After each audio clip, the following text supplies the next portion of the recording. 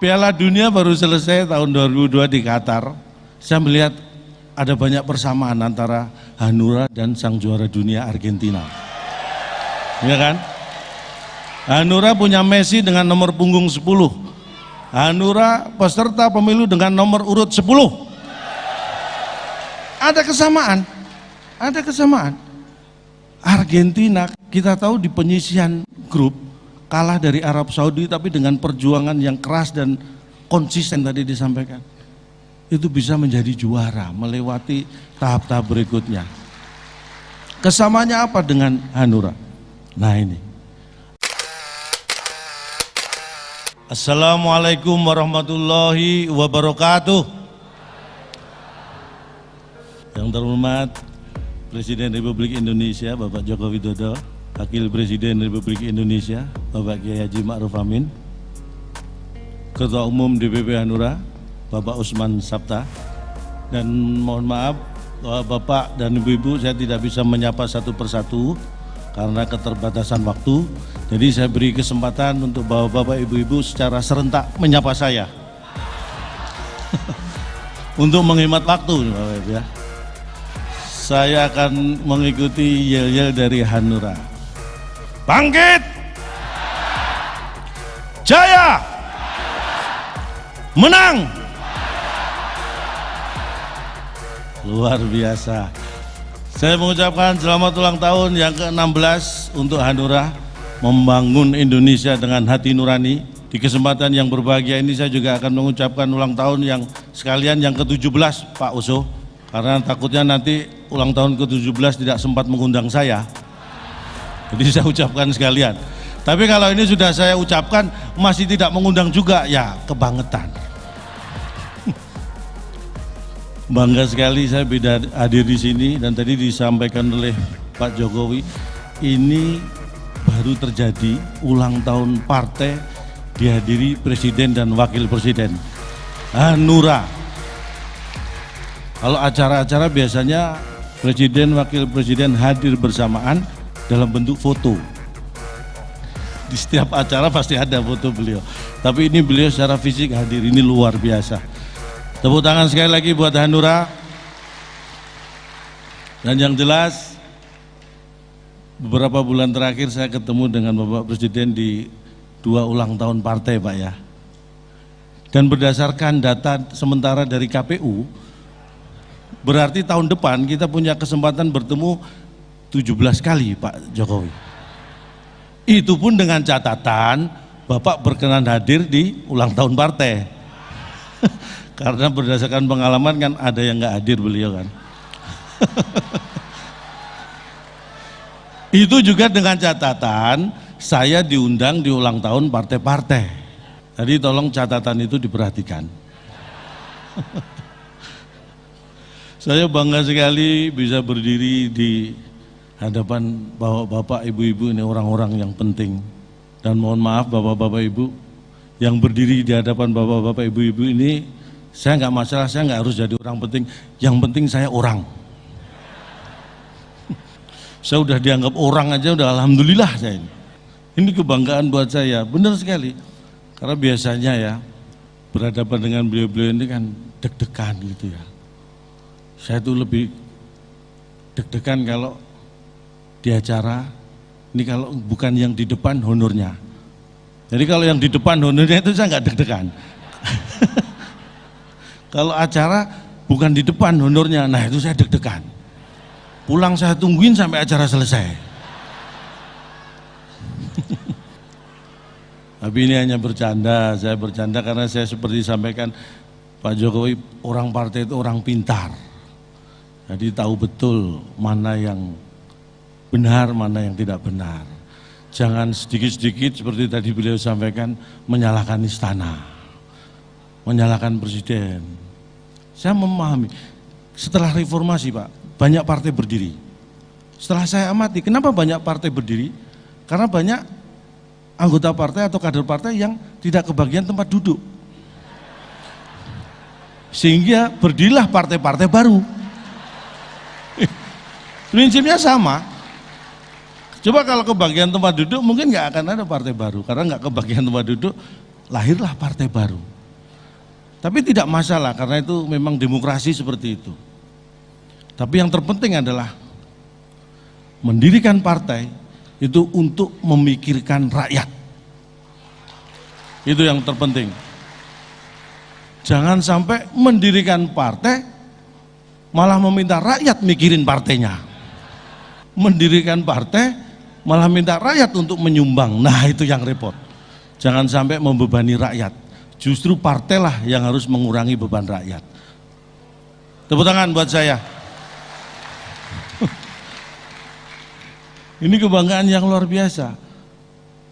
Karena ini tidak main-main ya. Saya kira saya banyak ditanya Pak di luar sana, calon dong apa nggak pernah ditawari partai gitu. Ini baru saya buka di sini Pak. Di tempat lain udah sering, di sini baru ini. Banyak partai yang telepon saya. Partai-partai ada yang nawarin jadi kader. Telepon saya ditawari jadi caleg. Telepon saya jadi wali kota, wakil wali kota, jadi bupati. Saya tunggu follow up. Akhirnya saya telepon balik. Ini jadi enggak? Banyak yang nawarin saya jadi ini, jadi itu, kok nggak ada follow up? Makanya saya telepon balik. Jadi enggak? Gitu. Makanya ini tahun politik hati-hati. Karena nanti banyak akan ada calon jadi, lebih banyak lagi calon jadi-jadian. Wah, itu yang harus kita waspadai. Salah satunya itu saya. Dan acara yang luar biasa ini saya juga tadi pagi Pak Jokowi saya hadir di Ritz-Carlton, acara Outlook Perekonomian Indonesia tahun 2023. Saya hadir di sana, saya langsung pulang karena ternyata saya tidak diundang. Saya yang diundang ternyata di sini Pak. Alhamdulillah saya ketemu Pak Jokowi di sini. Saya baru sadar setelah hadir, oh ternyata saya nggak diundang. Daripada nunggu saya diusir, mending saya pamit duluan gitu kan. Tapi makanya saya gitu, tahun 2013-2015 Indonesia itu masuk di top 5 fragile, artinya 5 negara yang rentan terpuruk ekonominya karena resesi. Itu tahun 2013-2015. Tapi sekarang kita menjadi kekuatan ekonomi yang luar biasa di dunia ini. Itu saya ikuti betul, karena saya sering mengajak diskusi ekonom-ekonom di Indonesia Pak. Prof. Renat, sering saya ajak diskusi. Beliau nggak pernah mau sih, tapi saya semangat ngajak gitu. Saya mengikuti apa yang disampaikan Pak Jokowi bahwa pelaku ekonomi kita itu 99%-nya adalah UMKM. Itulah yang punya peran besar membuat kita bisa bertahan di masa pandemi. Kekuatan UMKM, makanya kita dukung penguatan UMKM itu. Makanya saya sebagai warga saya ikuti itu Pak. Istri saya terus terang punya ide dan saya dukung. Istri saya kalau belanja sudah nggak lagi di minimarket, supermarket Pak, tapi di UMKM, warung-warung tetangga. Benar, itu yang saya dukung. Karena kalau dengan uang yang sama belanja di supermarket, minimarket, dapatnya malah nggak banyak. Lebih banyak belanja di warung dan UMKM tetangga. Karena apa? Karena di supermarket, minimarket sudah dipasang CCTV. Kalau di warung tetangga belum. Makanya dapatnya lebih banyak. Jadi bukan masalah harga. Tapi itu, makanya UMKM ini sebagai kekuatan ekonomi mikro ini harus kita dukung, kita beri penguatan. Saya paham, makanya ekonomi mikro itu penting juga. Kalau makro ya seperti kita tahu, saya paham makro ya. Makro itu kalau tidak dikerjakan baik, kalau dikerjakan nggak mendapat dosa. Bukan begitu Pak Maruf Amin? Oh, itu makro ya. Tapi itulah yang membanggakan saya secara ekonomi. Makanya saya hadir di sini, saya ingin mengatakan bahwa Indonesia ini luar biasa. Bapak Ibu tahu Elon Musk? Elon Musk itu orang Amerika. Kalau orang Indonesia, Mas Elon.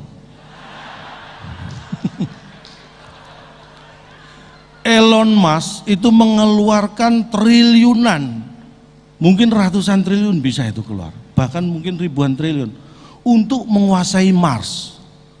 Indonesia ini hebat, setiap partai punya Mars dan juga punya himne. Elon Musk puluhan triliun Pak Jokowi dikeluarkan untuk menguasai Mars. Indonesia itu semua partai punya Mars. Contohnya nih Mars Hanura, Mars Hanura, dan Mars Hanura. Kalau partai lain ingin saya sebutkan Marsnya, masih punya kesempatan ngundang saya saat ulang tahun ya. Indonesia luar biasa. Amerika tahun 69 punya seseorang astronot namanya Neil Armstrong, mendarat di bulan. Seluruh dunia diberitahu, Amerika itu lebay. Satu orang mendarat di bulan, seluruh dunia dikabari. Ibu saya, mulai saya kecil, itu kalau sore sudah pakai kerudung rapi, saya tanya, Bu mau kemana? Mau nuju bulan. Ibu saya nuju bulan nggak pernah pengumuman kemana-mana. Hebatnya lagi, ibu saya itu nuju bulan berangkat habis asar, sebelum maghrib sudah pulang. Amerika baru satu orang nuju bulan sudah pamer, lebay. Sekarang mereka melakukan penelitian bagaimana manusia bisa bertahan hidup di bulan. Masih belum nemu caranya. Ibu saya mengajari pada saya, orang Indonesia juga pasti, bukan hanya bagaimana bertahan hidup di bulan, tapi bagaimana bisa bertahan hidup dari bulan ke bulan. Bulan Januari ke Februari berpuluh-puluh tahun. Itulah Indonesia, luar biasa Indonesia.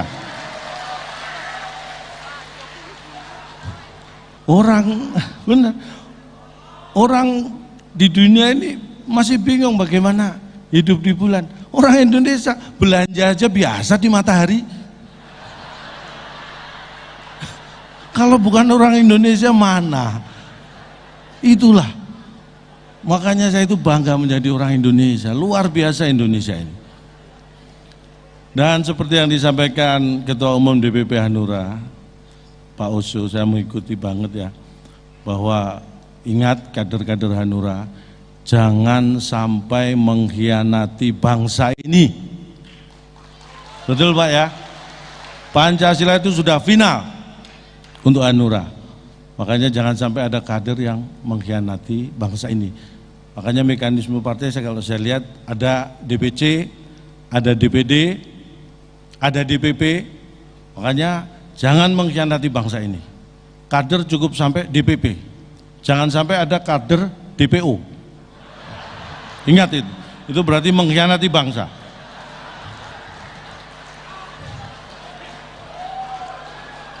Harus jujur, harus benar. Jangan sampai DPO, apalagi DP 0. Jangan sampai.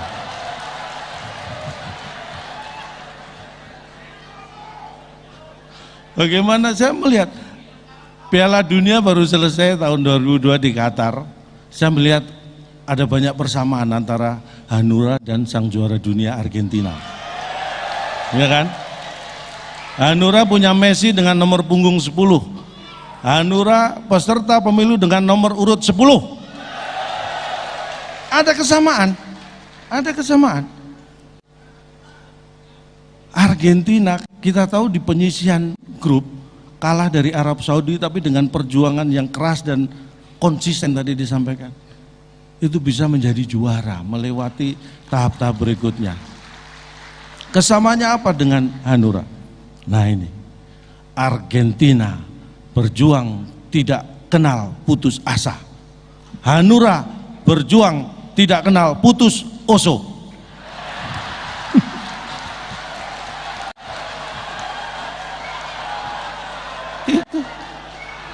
Itu kesamaan yang tidak kebetulan. Siapa yang menyangka Hanura mendapat nomor urut 10 sama dengan nomor punggung Messi, ya kan? Dan ada kesamaan antara Pak Osman Sabta dengan Lionel Messi. Serius. Pak Osman Sabta dan Lionel Messi itu sama-sama bukan Pak Jokowi. Kesamaan yang luar biasa. Waktu saya terbatas sekali, mohon maaf. Tapi itu yang ingin saya sampaikan. Karena tadi Pak Oso juga menyampaikan bahwa yang terpenting bahwa beliau siap, bahwa kepemimpinan di Partai Hanura ini beliau siap untuk memberikan kepada kader-kader generasi muda dan milenial. Luar biasa. Tapi benar Pak Osman Sabta, kalau jadi ketua itu jangan kelamaan, nanti jadi ketuaan.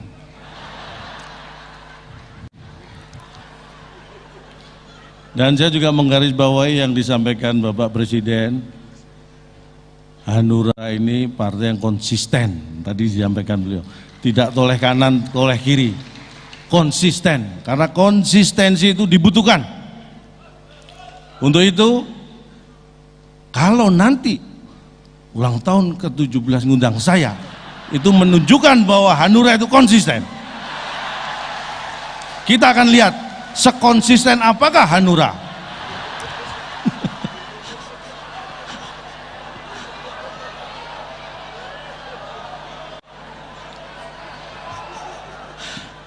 Mungkin hanya ini yang bisa saya sampaikan, tapi yang tidak bosan-bosan saya selalu mengingatkan, seperti yang disampaikan beliau, selalu mewanti-wanti, jangan sampai salah memilih dan mendeklarasikan capres. Jangan sampai salah. Takutnya capres yang kita deklarasikan ternyata cuma caper, alias orang yang cuma cari perhatian. Jadi hati-hati dengan itu, dan saya yakin Hanura akan tetap membangun Indonesia dengan hati nurani. Terima kasih. Wassalamualaikum warahmatullahi wabarakatuh.